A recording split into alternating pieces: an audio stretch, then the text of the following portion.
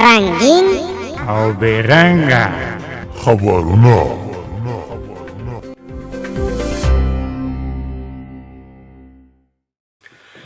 د خیس ملی رادیو ټلویزیون کا درمن لیدین کې خواجه کاتین کې السلام علیکم و رحمت الله و برکاته می سالومین او معنی خدای دا وکو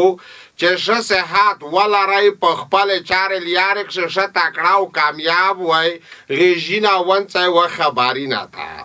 وخت کله چې ګورمستر ګرچګه شي نو غایز وشي کله چې ګورمستر ګاډي بشینو شپاو شي د خبرینا په سارک شروع غلی دی غوټ خاله کول ډنګر شي کله چې نیت کام شي ایمیش تعلیم غوته ساره نه څنګه پردای ول او د زداشي چې شپاده په بدیا شي وس غون خبرینا میشتا دا تجربه جواته شوا چې یو ور سړای غوټ شي بیا ډنګراول ډیر ګرون شي خو میش دا خبر اخر د داسې جواته کړه چې غوړ کا سون په ایوشي ډنګره دلای شي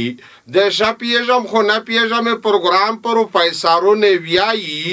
چې غوړ خالق ول ډنګره دلای شي چې کلا په ځړکشه په چا مسلمان یاد کام کو خپل و ډنګر شي زکه چې نیمه ورځ و زون تازړه خوري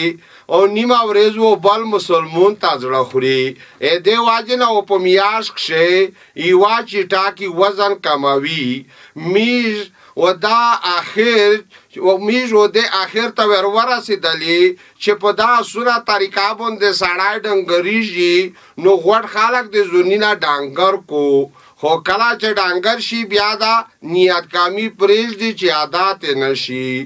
امیر ځنې خلک چې زده کړې کو دای په زړکشه نوي چې ګاټای و بل مسلمان ته ورسیږي پلورو موري ویایي چې کله مې زیای په مکتب یا په سکول شور داخلاوه یا و ډاکټر جوړیږي یا و انجینیر جوړیږي ځکه چې په داکشه خو ډېرې پیسې دي او دا و سوچ او فکر نه کو چې عادت یا ښه اخلاق په زده کو چې صابو بیا لو پار نشي بیا یې ګاټه او نقصان سره یو شاوي او د ګاټه نه نقصان ډیر وي وی میش خالق چې تعلیم کو خالی پیسې ګټلې پورای کو ا دې واجنه د غوته ساره نه څنګه پره تعلیم وکړو نرا ایت شاینه وزدا ځنه افغانون چې بل وطن تعلق شي نو ویای چې کاشي میش وطن ه داسې جوړ شوای وای هو کلا چې خپل وطن تارو شي بیا غا ډل غا لارګای وی ارته شاوی ناویر شي او مختای شیرونه ویلی دی چې ولو د زداشي چې شپاده په بدیا شي ایمیش خال کې ش ډیر وختي را په نره ملک کې تر کړ ش ډیر شپه ول صابو کړي خدای یې سا پر دې وطن دی ابودای دی پورا په زړک شه داغه اس رو نه غول چې وطن و ابود کی دا وی خبرینا چې مغول زندي د تاویال خدای دا وکړي چې کی ما غلطه خبره پکښه شوی وی په باندې خپا نشي